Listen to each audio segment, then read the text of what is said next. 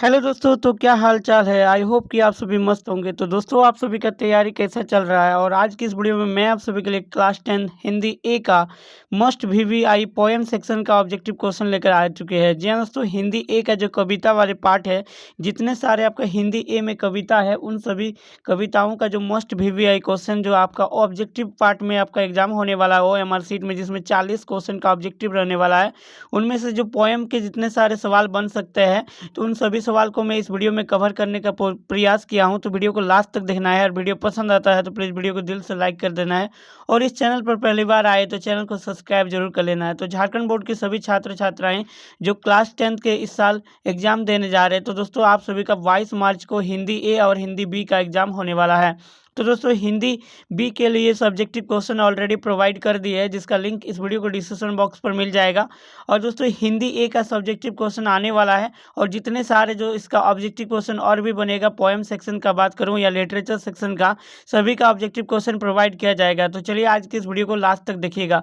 तो देखिए, पहला सवाल यहाँ पर क्या है दोस्तों। ये जो कविता है आपका सूरदास के पद। जी हाँ दोस्तों, पहला जो आपका पोएम है सूरदास के पद, उससे लिया गया है। तो सूरदास के पद किसने लिखा है, उसके बारे में सबसे पहले आपको जानना है। तो देखिए, पद जो कविता के कवि कौन है, यानी कि लेखक के बारे में पूछा है। इसका जो कवि है, तो सूरदास के पद किसने लिखा था दोस्तों, आपका आंसर हो जाएगा यहाँ पर देखिए सूरदास। जी हाँ दोस्तों, सूरदास के पद उसका नाम ही है। पद जो कविता है किसने लिखा है, सूरदास जी ने लिखा है। तो इसका आंसर क्या हो जाएगा, ऑप्शन आपका 2 नंबर हो जाएगा, सूरदास। नेक्स्ट क्वेश्चन यहाँ पर देख सकते हैं, उसी कविता का है दोस्तों। इसी कविता में पूछा गया सवाल है। ये काफ़ी इंपॉर्टेंट है, बहुत बार ये सवाल पूछा गया है। तो क्वेश्चन नंबर 2 क्या कह रहा है, देखिए, बड़े भागी किसे कहा गया है। तो दोस्तों, बड़े भागी किसे कहा गया है, उद्धव को, कृष्ण को, गोपियों को, या इनमें से कोई नहीं। तो बड़े भागी जो कहा गया था उसे इस कविता में किसे कहा गया है, तो उद्धव को। उद्धव तुम हो अति बड़ी भागी, आपने सुना ही होगा और आपने पढ़े भी है। तो इसका आंसर क्या हो जाएगा, आपका पहला नंबर ऑप्शन हो जाएगा, उद्धव को। नेक्स्ट सवाल यहाँ पर देख सकते हैं। नेक्स्ट सवाल आपके सामने है। क्वेश्चन नंबर 3 क्या कह रहा है, कृष्ण द्वारा चुराई गई अपनी किस वस्तु को गोपियां वापस लेना चाहती है। तो कृष्ण द्वारा चुराई गई, मतलब देखिए, कृष्ण जो है, भगवान कृष्ण ने गोपियों का कुछ चुरा लिए थे। तो क्या चुराए थे, वही पूछा है, माखन, धन, मन या दही। तो देखिए, कृष्ण भगवान जो गोपियों का मन चुरा लिए थे, तो यहाँ पर क्या होगा, आपका तीसरा ऑप्शन हो जाएगा, मन। नेक्स्ट सवाल क्वेश्चन नंबर 4 देखिए क्या कह रहा है, गोपियां श्री कृष्ण को किसके समान मानती है। तो देखिए, गोपियां जो श्री कृष्ण को किसके समान मानती है, तो हारिल की लकड़ी के समान, जो बदलती नहीं है, एकदम एग्जिट रहती है, हारिल की लकड़ी के समान। तो आपका पहला ऑप्शन हो जाएगा यहाँ पर करेक्ट। नेक्स्ट क्वेश्चन नंबर 5 देखिए क्या बोल रहा है, तीन ही ले सौंपी पंक्ति में किसकी ओर संकेत किया गया है। तो किसकी ओर संकेत किया गया है, जिनका मन चक्री के समान चंचल है, यानी कि पहला ऑप्शन हो जाएगा यहाँ पर आपका। चलिए नेक्स्ट सवाल क्वेश्चन नंबर 6 क्या कह रहा है, देखिए, गोपियों द्वारा उद्धव को बड़भागी कहने का क्या कारण है। आखिर गोपियां उद्धव को बड़भागी क्यों कहते हैं। तो देखिए, कृष्ण के प्रिय सखा होना, क्योंकि वो उद्धव कृष्ण के प्रिय सखा थे, या फिर कृष्ण के समीप रहकर भी निर्गुण की बात करना, या उद्धव का अत्यंत ज्ञानी होना, या इनमें से सभी। तो गोपियां जो है उद्धव को बड़भागी किस किस लिए कहता था। तो इसका आंसर क्या हो जाएगा, तो दोस्तों इसका जो आंसर हो जाएगा आपका ऑप्शन 2 हो जाएगा, कृष्ण के समीप रहकर भी निर्गुण की बात करना, यानी कि ऑप्शन 2 यहाँ पर राइट आंसर है। नेक्स्ट सवाल क्वेश्चन नंबर 7 क्या कह रहा है, देखिए, मथुरा जाते समय श्री कृष्ण गोपियों का क्या लेकर गए थे। तो दोस्तों, मथुरा जाते समय श्री कृष्ण ने गोपियों का मन चुरा कर लेकर गए थे, यानी कि ऑप्शन 2 हो जाएगा यहाँ पर राइट आंसर। नेक्स्ट सवाल देख सकते हैं दोस्तों, यहाँ पर क्या पूछा गया है, क्वेश्चन नंबर 8 में, गोपियां राजधर्म की बात किससे कहती है। तो गोपियां जो है राजधर्म की बात उद्धव से कहती है। तो यहाँ पर आपका पहला ऑप्शन 2 हो जाएगा। नेक्स्ट सवाल यहाँ पर देख सकते हैं। नेक्स्ट सवाल क्या पूछा गया है, क्वेश्चन नंबर 9, गोपियों के अनुसार राजा का धर्म क्या होना चाहिए। तो गोपियों के अनुसार राजा का धर्म होना चाहिए, राजा किसी भी स्थिति में प्रजा को नहीं सताता है, ये भी होना चाहिए, प्रजा को दुखी नहीं करता है, ये भी होना चाहिए, प्रजा की रक्षा करता है, ये भी होना चाहिए, यानी कि तीनों यहाँ पर होगा। तो आपका ऑप्शन 4 पर चला जाएगा, इनमें से सभी। नेक्स्ट सवाल क्वेश्चन नंबर 10 क्या कह रहा है, देखिए, उद्धव द्वारा दी गई योग संबंधी शिक्षा को गोपियां कैसा बताती है। तो हारिल की लकड़ी के समान बताती है, या गुड़ के समान मीठी, या राजधर्म योग, या कड़वी ककड़ी के समान। तो बताइए इसका आंसर क्या हो जाएगा, कड़वी ककड़ी के समान, आपका चौथा ऑप्शन हो जाएगा यहाँ पर करेक्ट। नेक्स्ट सवाल क्वेश्चन नंबर 11 देखिए क्या कह रहा है, गोपियां कृष्ण के प्रेम में किस प्रकार डूबी रहती है। तो काफी इंपॉर्टेंट सवाल है दोस्तों, सूरदास के पद द्वारा के कविता से ये लिया गया सवाल है। तो गोपियाँ कृष्ण के प्रेम में किस प्रकार डूबी रहती है, जैसे चींटियाँ गुड़ से चिपक जाती है पत्तों की भांति, अनुभूति की भांति। तो जैसे चींटियाँ, जो चींटी होता है दोस्तों गुड़ से किस प्रकार से चिपक जाती है, ठीक उसी प्रकार से आपका पहला ऑप्शन होगा राइट यहाँ। नेक्स्ट सवाल, गोपियों ने उद्धव की तुलना किससे की है, कमल के पत्ते से। तो देखिए इससे भी किया था, तेल के गागर से, इससे भी किया था। तो यहाँ पर ऑप्शन 1 और 2 दोनों हो जाएगा। चलिए नेक्स्ट सवाल, क्वेश्चन नंबर 13 इसी से है, इसी कविता से है दोस्तों। गोपियों के अनुसार श्री कृष्ण ने किस मर्यादा का पालन नहीं किया, प्रेम की मर्यादा, लोक लाज की मर्यादा, सामाजिक मर्यादा, या इनमें से सभी। तो इसका राइट आंसर हो जाएगा आपका प्रेम की मर्यादा, यानी कि पहला ऑप्शन हो जाएगा गोपियों के अनुसार। नेक्स्ट सवाल क्वेश्चन नंबर 14 देखिए क्या कह रहा है, गोपियों ने अपने मन को कैसे बताया है। तो गोपियों ने अपना मन कैसा बताया है, तो स्थिर, चंचल और स्थिर। तो बताया था कैसा, स्थिर बताया। गोपियां ने उद्धव को बताया था कि मेरा मन जो है स्थिर है, योग की बातें हमसे ना करो, जिसके पास, जिसका मन चंचल हो उसके पास जाके योग की बातें करो, ऐसा बताया। अगर आपने यह कविता ध्यान से पढ़े हैं या फिर सुने हैं तो। नेक्स्ट सवाल क्वेश्चन नंबर 15, जितने भी सारे मैं प्रश्न यहाँ पर बता रहा हूँ, सारे क्वेश्चन आप सभी के एग्जाम के लिए, एग्जाम की दृष्टि से काफ़ी महत्वपूर्ण है, और ये सवाल बहुत बार पूछा भी गया है, तो जरूर से जरूर पढ़ लीजिएगा। देखिए कमल के पत्ते व जल का उदाहरण निम्नलिखित में से किसके लिए प्रयुक्त हुआ है। तो कमल के पत्ते व जल का उदाहरण गोपियों के लिए, श्री कृष्ण के लिए, उद्धव के लिए, या स्वयं कवि के लिए। तो दोस्तों इसका राइट आंसर है उद्धव के लिए, यानी कि ऑप्शन 3 यहाँ पर हो जाएगा राइट। नेक्स्ट सवाल देख सकते हैं क्वेश्चन नंबर 16, हारिल पक्षी से किसकी तुलना की गई है, कृष्ण की, गोपियों की, उद्धव की, या ब्रजवासियों की। तो हारिल पक्षी, तो देखिए हारिल पक्षी की तुलना किससे की गई थी, तो गोपियों से की गई थी। गोपियां हारिल पक्षी की तरह, जिस प्रकार से हारिल पक्षी एक लकड़ी में बैठ जाते हैं और उसे कुतरने लगते हैं। क्वेश्चन नंबर 17 क्या कह रहा है, देखिए कृष्ण वज्र से जाते समय अपने साथ गोपियों का क्या चुरा ले गए थे। ये क्वेश्चन रिपीट हो गया, ये ऊपर मैंने आप सभी को फिर से बताए थे। तो क्या, तो गोपियों का मन। तो देखिए इस टाइप का सिर्फ मन रहेगा या गोपियों का मन, तो इससे आपको कंफ्यूज नहीं होना है, आपको राइट आंसर बताना है यहाँ पर। क्वेश्चन नंबर 18 क्या पूछ रहा है, देखिए सूरदास का जन्म कब हुआ। तो दोस्तों सूरदास का जो जन्म हुआ था सन 1478 में हुआ था, तो ऑप्शन 3 हो जाएगा राइट आंसर। देखिए सूर सागर में लगभग कितने पद है, तो सूर सागर में लगभग 500 पद है।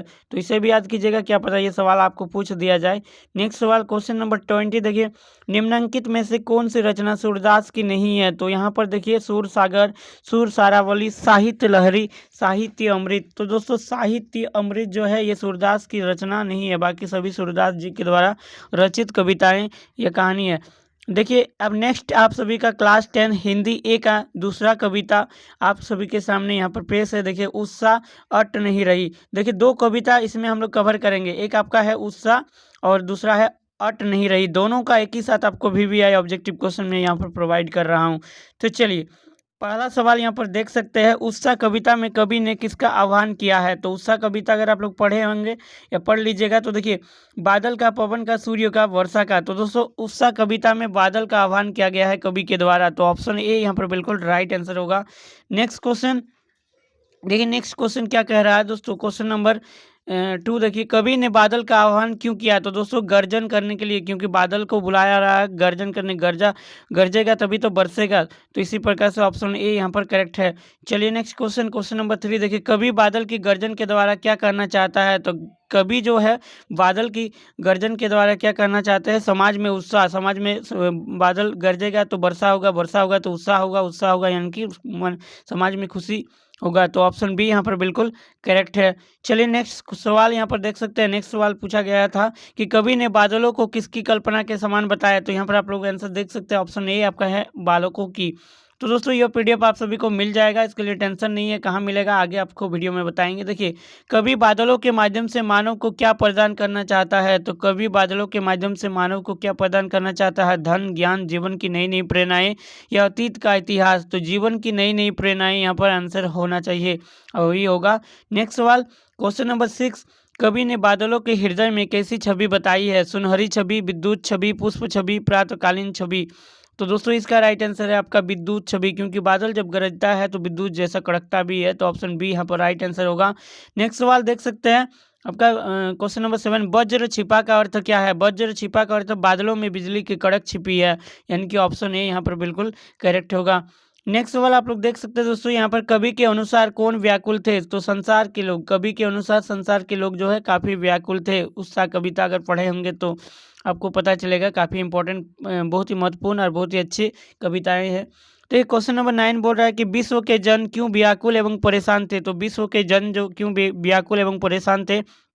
भूख के कारण, बीमारी के कारण, प्रियजनों से दूर जाने के कारण या भयंकर गर्मी के कारण। तो दोस्तों उत्साह कविता अगर आपने नहीं पढ़े हैं तो ज़रूर पढ़ लीजिएगा। काफ़ी महत्वपूर्ण और काफ़ी बहुत ही मज़ेदार कविताएँ हैं। तो भयंकर गर्मी के कारण, काफ़ी ज़्यादा गर्मी था, जिसके कारण से उत्साह कविता के द्वारा जो कवि है वो बादलों को आह्वान किया था कि गरजने के लिए, गरजेगा बरसेगा तभी तो उत्साह होगा, तभी तो वहाँ के लोग गर्मी से मुक्त होंगे। नेक्स्ट क्वेश्चन, कवि बादलों से किस लिए प्रार्थना करता है? गर्जन करने के लिए, वर्षा करने के लिए, छाया करने के लिए, अपना सुंदर रूप दिखाने के लिए? तो दोस्तों वर्षा करने के लिए, बादल बुला रहा है दैट मीन्स वर्षा करने के लिए। तो ऑप्शन बी यहाँ पर राइट आंसर हो जाएगा। तप्त धारा का सांकेतिक अर्थ क्या है? तो देखिए तप्त धारा, तप्त मतलब होता है कि बहुत तेज जो धूप से धरती तप जाता है, तो तप्त धारा यहाँ पर पूछा गया है कि इसका सांकेतिक अर्थ पूछा गया है। तो यानी कि इसका क्या मीनिंग होगा? तो आपका ऑप्शन सी हो जाएगा यहाँ पर, सांसारिक दुखों से पीड़ित पृथ्वी, यानी कि सांसारिक दुखों से पीड़ित। अब चलिए नेक्स्ट, आपका अट नहीं रही कविता के कवि का क्या नाम है? ये दूसरा कविता है आपका अट नहीं रही। याद रखना है इस कविता का जो कवि है उसका नाम है सूर्यकांत त्रिपाठी निराला, यानी कि आपका ऑप्शन डी यहाँ पर राइट आंसर है। तो इसे देखिए, इसका जो आंसर ये होगा, लेकिन यहाँ पर ऑप्शन में मैच नहीं कर रहा है, तो अट नहीं रही कविता सूर्यकांत त्रिपाठी निराला इसका राइट आंसर होगा। तो इसे आपको याद कर लेना है और एक बार जरूर इसको मैच कर लीजिएगा, यहाँ पर आगे पीछे हो गया है। क्वेश्चन नंबर 13 बोल रहा है अट नहीं रही कविता में कवि ने किस मास का वर्णन किया है? तो ये अगर इसको अगर आप लोग नहीं पढ़े तो जरूर पढ़िएगा। इसमें फागुन मास का वर्णन क्या है? फागुन मास में किस प्रकार से जो सारा यहाँ पर हरा भरा दिखता है, यहाँ पर ये होता है। क्वेश्चन नंबर 14 देखिए, कवि के अनुसार क्या अट नहीं रही? कवि के अनुसार धूप, फागुन की प्राकृतिक छटा, प्रसन्नता या सुगंध? तो ऑप्शन बी यहाँ पर राइट आंसर है, फागुन की प्राकृतिक छटा। कवि के अनुसार घर घर में क्या भर जाता है? धुआं, जल, फागुन मास की शोभा या वर्षा का पानी? तो दोस्तों ये काफ़ी इंपॉर्टेंट सवाल है, इसे जरूर पढ़ लीजिएगा। फागुन मास की शोभा, यानी कि ऑप्शन सी यहाँ पर राइट आंसर होगा। फागुन मास के आते ही वृक्ष कैसे लगने लगते हैं? हरे भरे, पीले पीले, सूखे सूखे या पत्र विहीन? तो हरे भरे, फागुन मास जैसे ही पड़ता है सभी वृक्ष के नए नए पत्ते आ जाते हैं तो हरे भरे दिखते हैं। नेक्स्ट सवाल, कवि की आँख कहाँ से नहीं हट रही है? तो कवि अगर अट नहीं रही अगर पढ़े होंगे तो उसमें पता चले, उसमें जो कवि है उसका जो राइटर है सूर्यकांत त्रिपाठी निराला, उसका जो आँख है कहाँ से नहीं हट रही? प्राकृतिक सुंदरता से, यानी कि इतना ज़्यादा मोह लेता है उन्हें, उनको वहाँ से हट नहीं रहे उनकी आँखें। नेक्स्ट पोएम आपका है दोस्तों, ये दंतुरित मुस्कान। ये दंतुरित मुस्कान और फसल दोनों का दोस्तों आप सभी को यहाँ पर ऑब्जेक्टिव क्वेश्चन में प्रोवाइड कर रहा हूँ, तो आपको इन सभी को जरूर ध्यान में रखना है और आपके एग्जाम से पहले जरूर पढ़ लेना है। नेक्स्ट पहला सवाल देखिए, इस दोनों कविताओं में से कविता में झोपड़ी में कमल खिलने का क्या आशय है? देखिए, झोपड़ी में कमल खिलना क्या होता है? इसका अर्थ, झोपड़ी में फूल खिलना, पैसे कमाना, अमीर होना या गरीबी में आनंद? तो इसका राइट आंसर क्या होगा? तो इसका राइट आंसर होगा गरीबी में आनंद। जब गरीब आदमियों में आनंद का कोई विषय होता है या आनंद का कोई चीज़ वहाँ पर होता है तो ऐसा लगता है कि झोपड़ी में कमल खिल गया है। तो ऑप्शन इसका क्वेश्चन नंबर 1 का क्या होगा? ऑप्शन घ हो जाएगा। कवि को एकटक कौन निहार रहा है? तो लड़की, किसान, शिशु या मेहमान? तो दोस्तों ये अगर आप लोग फसल कविता अगर पढ़े होंगे, फसल कविता, और यहाँ पर ये दंतुरित मुस्कान का है, सॉरी ये दंतुरित मुस्कान का ये क्वेश्चन है। तो शिशु का, जो शिशु का एकटक निहार रहा था कौन? तो शिशु, वहाँ पर एक बालक है दोस्तों। इस कविता को अगर पढ़े होंगे तो जरूर पता होगा। बच्चे की मुस्कान में किसे पिघालने की शक्ति है? तो दोस्तों देखिए, एक नन्हा बच्चा जो एक बालक होता है वो मुस्कुराता है तो उसमें निश्चल मुस्कान होती है। कवि के अनुसार उसमें कोई भी मिलावटी नहीं रहता है, किसी भी प्रकार के छल कपट नहीं रहता है। यानी कि बच्चे की मुस्कान में किसे पिघालने की शक्ति है, ये पूछा गया है। बर्फ, क्रोध, कठोर व्यक्ति का मन या पत्थर? तो इसका जो राइट आंसर आपका हो जाएगा कठोर व्यक्ति का मन। जब कोई भी कठोर व्यक्ति कितना भी वो कुछ ना सुना हो, लेकिन जैसे ही बच्चों का मुस्कान देखते हैं तो उसका भी मन पिघल जाता है। बच्चे की मुस्कान में मुर्दे में जान डाल देती है, इसका क्या अर्थ है? तो बीमार व्यक्ति को ठीक कर देती है, मुर्दे को जीवित कर देती है या हताश व्यक्ति में आशा का संचार कर देती है? तो इसका राइट आंसर आपका हो जाएगा आपका ऑप्शन ग, हताश व्यक्ति में आशा का संचार कर देती है। ये सभी सवाल काफ़ी बार पूछा गया है, काफ़ी इंपॉर्टेंट है, जरूर कीजिएगा। देखिए, नन्हे शिशु का शरीर किसकी तरह खिल उठता है? तो नन्हे शिशु होते हैं उसका शरीर सूरज की तरह, कमल की तरह, चांदनी की तरह। तो इसका राइट आंसर हो जाएगा कमल की तरह खिल उठता है, यानी कि ऑप्शन ख के साथ चला जाएगा। नेक्स्ट सवाल, नन्हा शिशु किसकी और अपलक देख रहा है, कवि को, माँ को, पिता को, या इनमें से कोई नहीं। तो नन्हा शिशु किसको देख रहा था? कवि को देख रहा था, यानी कि ऑप्शन को हो जाएगा पहला ऑप्शन। कविता फसल, देखिए कविता फसल से लिया गया है ये फसल कविता, जो कि आपके क्लास 10 हिंदी ए का ये भी इम्पोर्टेंट कविता है, इससे भी काफ़ी बार क्वेश्चन पूछा जाता है और पूछा जाएगा भी।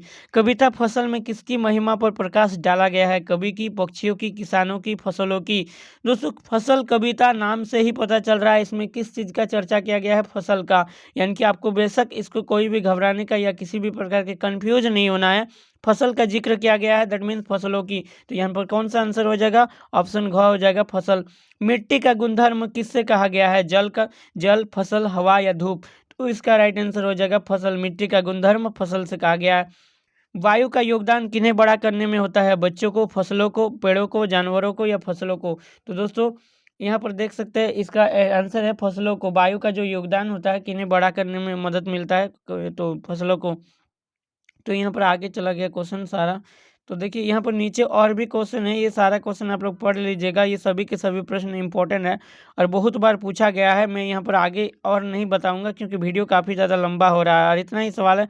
तो ये जितना सवाल है और जो भी आपके एक दो पोएम और छूट गया है उन सभी का मैं कवर कर दूंगा जब लिटरेचर पार्ट का, यानी कि आपके जो पाठ्य पुस्तक में जो कहानी वाले पार्ट है, तो कहानी का जब ऑब्जेक्टिव लेंगे तो उसी के साथ उसको भी ऐड कर देंगे। दोस्तों इसका फिर सब्जेक्टिव का मोस्ट वीवीआई क्वेश्चन मिल जाएगा आपके एग्जाम से पहले। तो बस अपने एग्जाम की बेहतर ढंग से तैयारी कीजिए और इस वीडियो में इतना ही। तब तक के लिए हमारे चैनल के साथ जुड़े रहिएगा, चैनल को सब्सक्राइब कर दीजिएगा, नोटिफिकेशन बेल को ऑल पर प्रेस कर लीजिएगा और साथ में इस वीडियो को अपने सभी फ्रेंड्स सभी जगह पर शेयर जरूर कर दीजिएगा। तो चलिए इस वीडियो में इतना ही, तब तक के लिए take care, bye bye, thanks for watching. And Telegram दोस्तों आप सभी को जरूर ज्वाइन करके रखना है क्योंकि टेलीग्राम पर ही आपको इसका PDF मिलेगा। तो दोस्तों टेलीग्राम चैनल का नाम है AK for study 1, user ID है, वहाँ पर टेलीग्राम पर जाकर सर्च कीजिए या फिर टेलीग्राम चैनल का ज्वाइनिंग लिंक वीडियो को डिस्क्रिप्शन बॉक्स पर दिया रहेगा। तो जाइए वहाँ ज्वाइन कीजिए और वहाँ से PDF को डाउनलोड करके याद कर लीजिए या पढ़ लीजिए।